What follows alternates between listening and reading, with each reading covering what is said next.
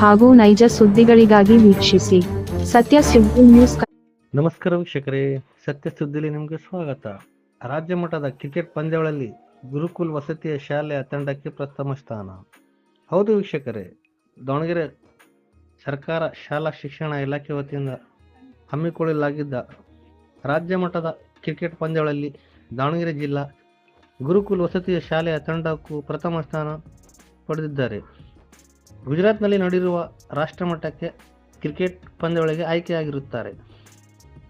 ಕೋಲಾರ ಜಿಲ್ಲೆ ಕೆಜಿಎಫ್ ತಾಲೂಕಿನಲ್ಲಿ ನಡೆದ 14 ವರ್ಷದ ವಯೋಮಿತಿಯ ಬಾಲಕರ ರಾಜ್ಯ ಮಟ್ಟದ ಕ್ರಿಕೆಟ್ ಪಂದ್ಯಾವಳಿಯಲ್ಲಿ ಬೆಂಗಳೂರು, ಮೈಸೂರು, ಬೆಳಗಾವಿ, ಗುಲ್ಬರ್ಗ ಸೇರಿದಂತೆ ಕರ್ನಾಟಕ ರಾಜ್ಯದ 4 ವಿಭಾಗದ ಕ್ರೀಡಾಪಟುಗಳ ತಂಡ ಭಾಗವಹಿಸಿದ್ದು, ಫೈನಲ್ ಪಂದ್ಯಗಳಲ್ಲಿ ದಾವಣಗೆರೆ ಜಿಲ್ಲಾ ತಂಡವಾಗಿ ಗುರುಕುಲ್ ವಸತಿಯ ಶಾಲೆಯ ವಿದ್ಯಾರ್ಥಿಗಳು ಪ್ರಥಮ ಸ್ಥಾನ ಪಡೆದು ರಾಷ್ಟ್ರಮಟ್ಟಕ್ಕೆ ಆಯ್ಕೆಯಾಗಿರುತ್ತಾರೆ.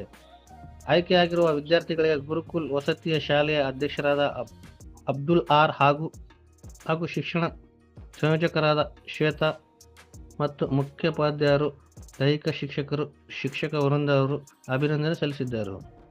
ವರದಿ ಸೈಯದ್ ಇರ್ಫಾನ್, ಸತ್ಯ ಸುದ್ದಿ ನ್ಯೂಸ್ ನೋಡ, Davanagere.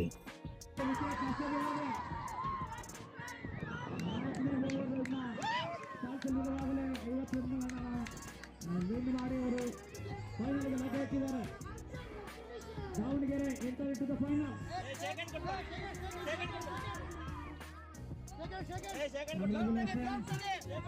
Okay, better luck next time Shivamogga. Don't worry, be happy, no BP. No BP, better be happy. Okay, second ಮಾಡಿ ಎಲ್ಲ ಪ್ಲೇಯರ್ second ಮಾಡ್ಕೊಂಡು ಬನ್ನಿ.